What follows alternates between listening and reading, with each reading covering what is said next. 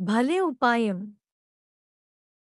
ఓ ఊళ్ళో సోమరాజు, రామరాజు అనే ఇద్దరు రైతులు ఉండేవారు. సోమరాజు పొలంలో బావి ఉండేది. ఆ నీటిని తన పొలానికి పెట్టుకుని చక్కగా పంటలు పండించుకునేవాడు. కాని రామరాజు పొలంలో అలాంటి బావి ఏదీ లేదు. అందుకే సోమరాజును అడిగి ఆ బావి నీటిని అద్దెకు తీసుకోవాలనుకున్నాడు.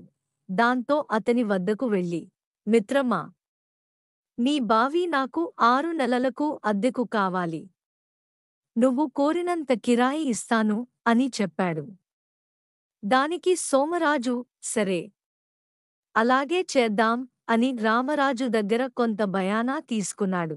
తీరా రామరాజు నీళ్లు తీసుకునే సమయానికి సోమరాజు వచ్చి, అదేంటి, నువ్వు బావిని మాత్రమే అద్దెకు తీసుకున్నావ్, నీటిని కాదు. నీరు తీయడానికి వీల్లేదు అని గొడవపడ్డాడు.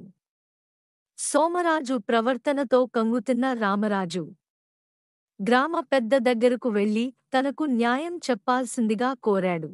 అంతా విన్నాక బాగా ఆలోచించిన ఆ గ్రామ పెద్ద సోమరాజును పిలిపించాడు. సోమరాజు, నువ్వు అన్నది బానే ఉంది. అతను అద్దెకు తీసుకున్నది బావినే కాని నీళ్లను కాదు. అందుకే నీ నీటిని నువ్వే తీసేసుకో. నీరంతా ఖాళీ చేసి రామరాజుకు ఇస్తే మిగిలిన బావిని అతడు వాడుకుంటాడు అని చెప్పాడు. అది విన్న సోమరాజుకు బుర్ర తిరిగిపోయింది. తప్పు తెలుసుకున్నాడు. దాంతో డబ్బు కోసం ఆశపడి అలా మెలికపెట్టాను. దయచేసి నన్ను క్షమించండి. రామరాజు నా బావి నీటిని ఒప్పందం ప్రకారం వాడుకోవచ్చు అని చెప్పాడు.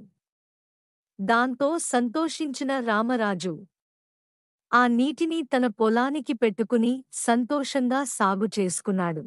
Thank you. Like and subscribe for more videos.